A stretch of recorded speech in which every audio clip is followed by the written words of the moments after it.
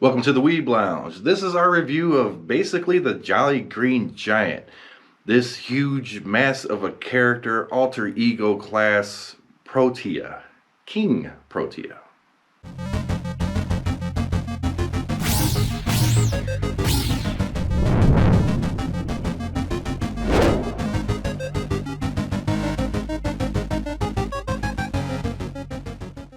Now this character on the screen is just ridiculously huge. It's basically BB, I think.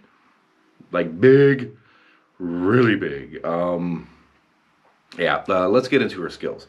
And her skills, skill number 1, proliferation. What this is a stacking buff that gains up 2 to 3k hit points depending on how much you leveled it per turn for 10 turns, which means at the end of the day she can have a ridiculous amount of hit points. Basically, if you got it max 10 turns, 30,000 more hit points. It actually makes her pretty hard to kill. It's useful, it's unique, it goes with the second skill. The second skill reduces her skill cooldowns by 1 turn. That's actually pretty nice. But here's where this is crazy, okay? It's per every stack of proliferation that she has on her, up to 10, it will cancel that, put her hit points back down to normal, and for every stack you can get up to 20% of her Noble Phantasm. 20%. That means if you wait till she has 10 stacks, hit this skill, bam, instant 200% charge on top of whatever she has going into that. She could generate her Noble Phantasm like stupid quick, basically, and overcharge it hard. Yeah.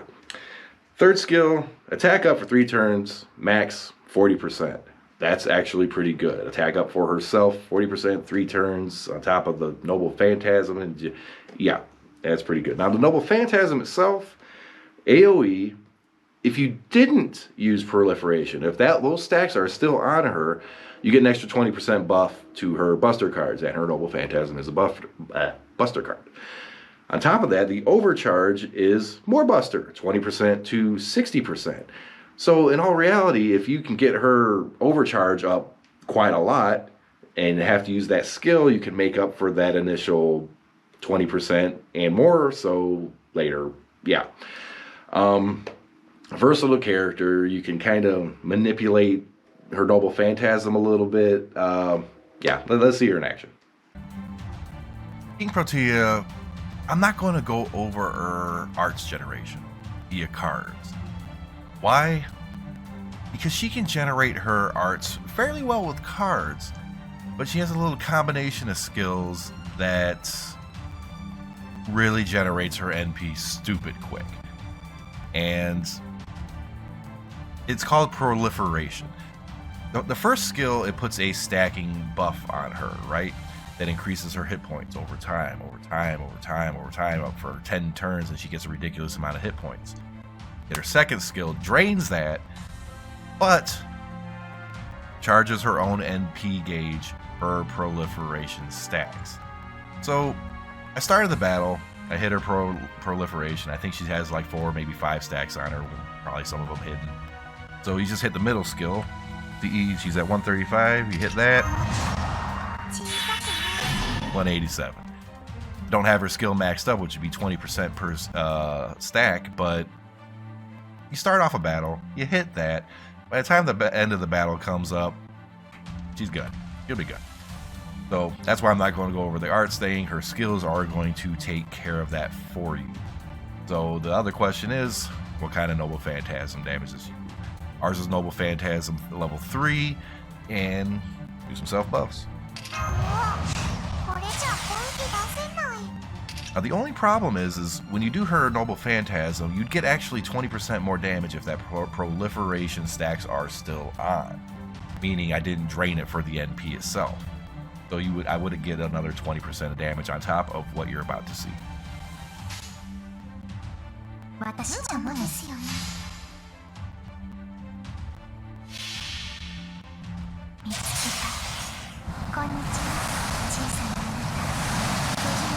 overcharge, she doesn't increase her muster even more beyond this.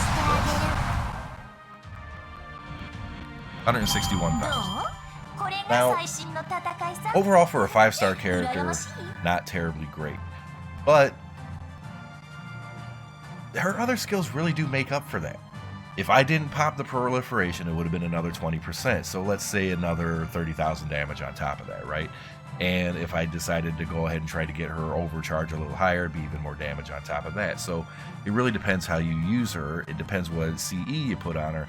Having the CE to start her out at 100% like what we did, you don't have to do that. That's our standard little test thing that we do for our characters, but you actually don't have to do that. You never have to do that. Not with King Protea. So that damage, it's a good representation of an alter ego more or less, but overall, there's a lot more you can do with it.